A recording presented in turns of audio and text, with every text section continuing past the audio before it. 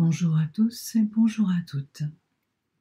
Aujourd'hui, à la lumière de la conscience, j'ai l'élan d'aborder avec vous le vaste thème du lâcher-prise.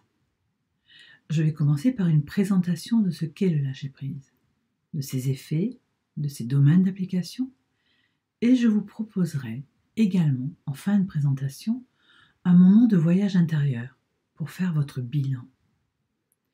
Il est évident que je continuerai d'autres podcasts sur ce vaste sujet. Lâcher prise. Lâcher prise est un mot qu'on entend couramment. Lâche prise, laisse tomber, c'est pas grave, de toute manière tu n'y peux rien. Voilà, vous avez déjà entendu tout ça. Mais au fond, qu'est-ce que veut dire lâcher prise ? Déjà, entendez ce mot composé. Lâcher et prise. Ça veut dire qu'il y a une action de lâcher. Et de lâcher quoi ? Eh bien, quelque chose sur lequel nous avons une prise. Alors, pour illustrer ce mot lâcher prise, je vous raconte une petite histoire. Savez-vous comment on capture les singes en Indonésie ? Eh bien, on creuse une citrouille en laissant un petit passage pour passer une main et on dépose au centre une orange. Le singe glisse sa main pour saisir le fruit, mais n'arrive plus à ressortir sa main. Comme il ne veut pas lâcher l'orange, il reste là, coincé, et on le capture. Soyons plus précis.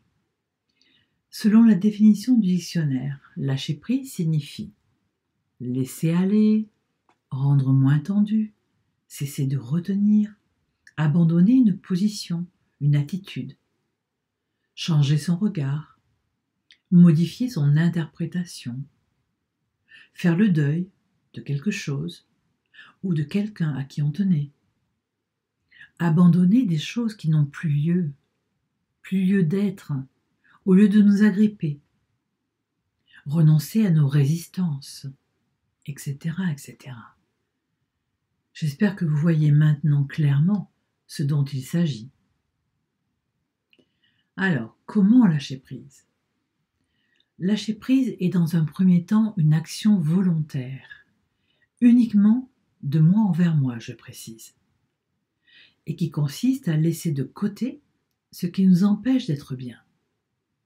En fait, c'est un choix, c'est une décision consciente qui est mise en pratique. Lâcher prise ne signifie pas résignation ou soumission, puisqu'il est bon pour nous. Il nous fait du bien. On peut dire que c'est une invitation à cesser de se battre, cesser de lutter, de résister, de se cramponner aux choses. Aux choses, des idées, des événements, des points de vue, des désirs, etc., etc. En fait, c'est ouvrir la main pour relâcher quelque chose qu'on tenait très fort. Le lâcher-prise se construit progressivement. Dans un premier temps, par une prise de conscience de ce que nous retenons et qui nous fait souffrir.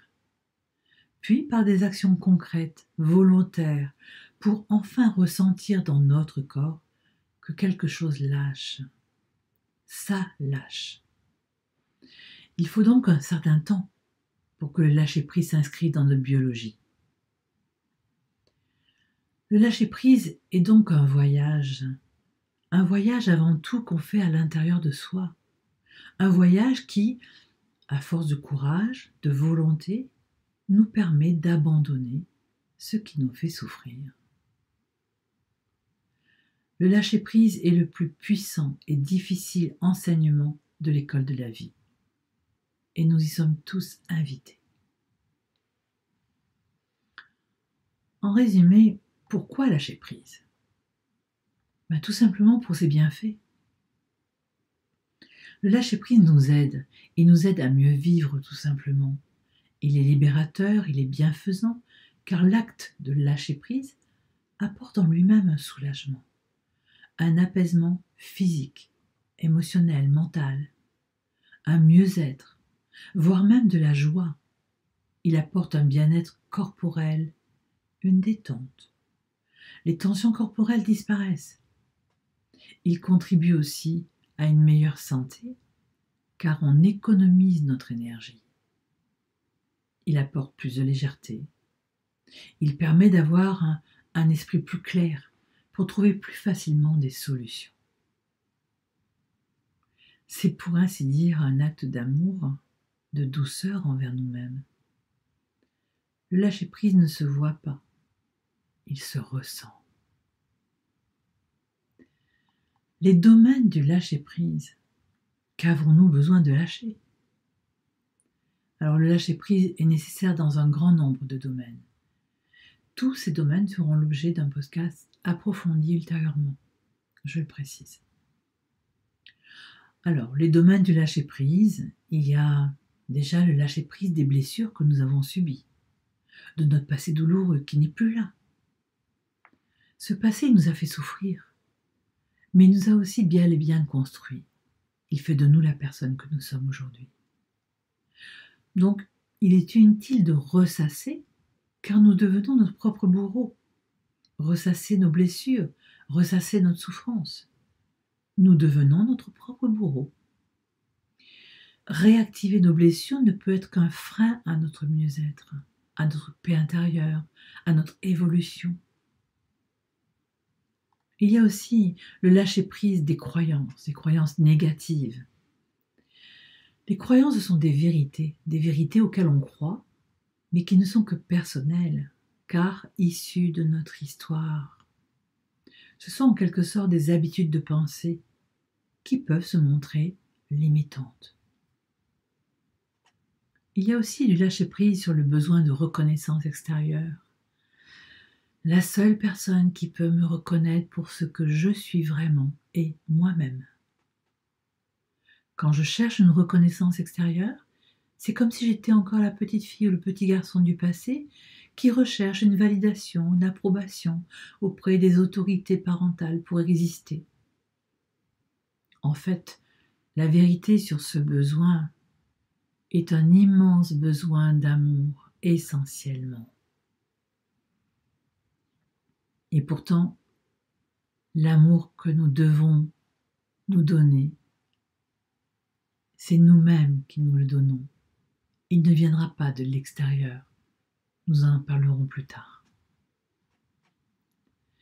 Il y a aussi le lâcher-prise sur le désir de perfection, conscient ou inconscient. Nous avons tous eu ce désir d'être l'enfant parfait pour nos parents, et nous gardons inscrit ce désir au plus profond de nous. Or, la perfection n'existe pas. En tant qu'humains, nous faisons toujours du mieux que nous pouvons, au moment où nous le faisons. Et il y a du lâcher-prise aussi au niveau des grandes émotions négatives, parce que les émotions nous appartiennent. Lâcher-prise de la culpabilité, c'est ma faute, j'aurais pas dû, j'aurais dû, etc. Cette émotion prend source dans notre mental, car au sens propre du terme, la culpabilité, c'est avoir commis une faute, un délit, avoir eu l'intention de nuire à quelqu'un. Dans un tribunal, on juge, on condamne celui qui est coupable.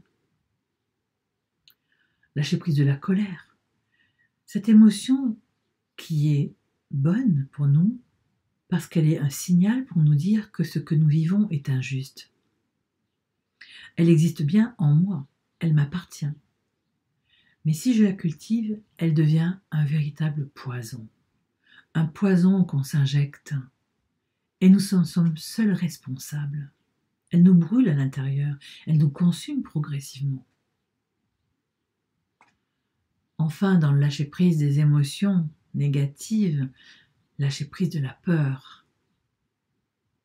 Il est important de prendre conscience que la plupart de nos peurs prennent naissance dans notre mental, dans notre passé, dans notre histoire, dans nos interprétations.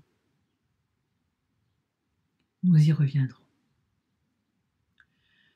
Et il y a aussi un autre domaine de lâcher prise, c'est le domaine des dépendances dans les relations.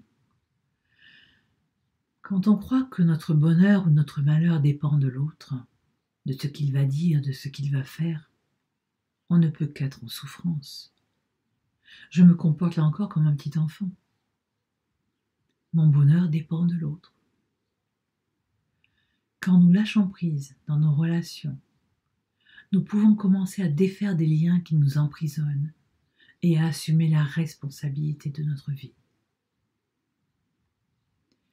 D'une manière plus générale, le domaine du lâcher-prise, c'est lâcher prise sur le besoin de contrôler la vie, car nous n'avons aucun pouvoir sur elle. Le seul pouvoir que nous ayons est sur nous-mêmes, sur notre manière de vivre les événements que la vie nous propose, sur notre manière de recevoir toutes les informations, sur notre manière d'interpréter ces informations. Or, l'interprétation reste personnelle. Elle est en lien avec notre histoire.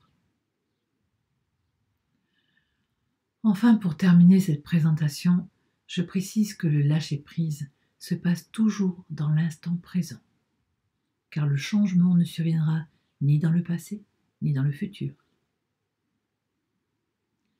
Je vous propose maintenant, dans le podcast suivant, un voyage intérieur pour prendre conscience des différents lâcher-prise auxquels je vous invite et auxquels la vie vous invite.